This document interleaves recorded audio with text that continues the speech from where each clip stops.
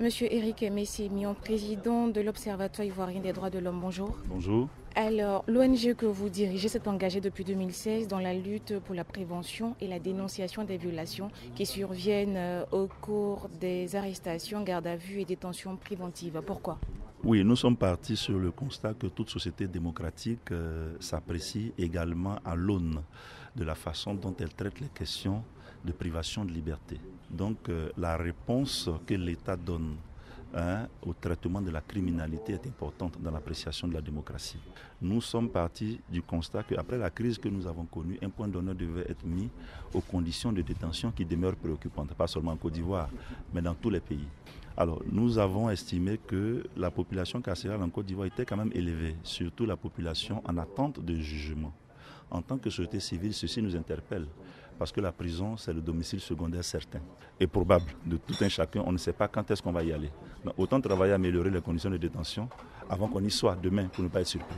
Parlez-nous à présent du projet de monitoring que vous avez également initié. Le projet de monitoring a d'abord consisté en la production d'une étude sur les conditions d'arrestation et de détention, qui a été produite il y a 2 ans. Aujourd'hui, il s'agit d'un monitoring des lieux de détention, c'est-à-dire que nous avons pris pendant 10 mois le soin d'observer les lieux de détention en Côte d'Ivoire et de les confronter aux standards internationaux, notamment les lignes directrices de Luanda, pour voir si la Côte d'Ivoire se rapprochait de ces normes. Je voudrais rappeler que l'objectif n'était pas de tirer à boulet rouge sur l'État, mais l'objectif en tant que société civile était de tirer la sonnette d'alarme.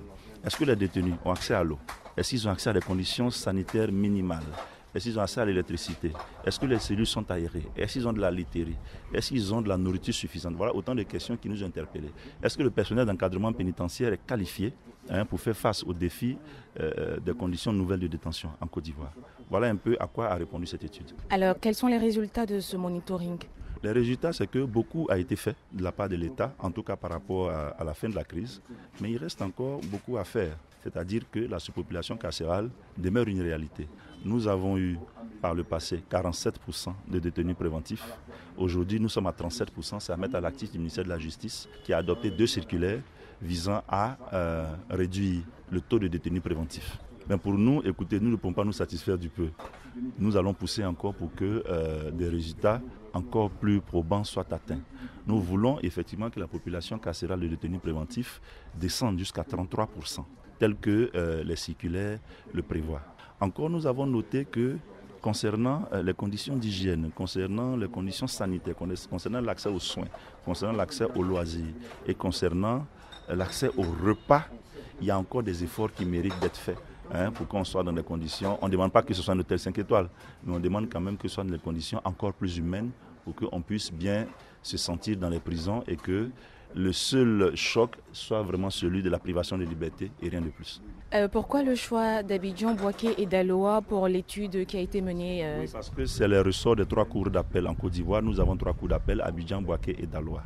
Donc ces ressorts de cours d'appel regorgent de plusieurs juridictions, tribunaux de première instance, sections détachées et des services de police judiciaire y sont rattachés. Donc quand on dit Abidjan, Bouaké et d'Aloa, ça ne veut pas dire qu'on s'est appesanti seulement sur ces localités. Par exemple, dans le ressort de la cour d'appel de Bouaké, nous sommes allés à Béoumi, à Katiola, à Sakassou, à Dimbokro.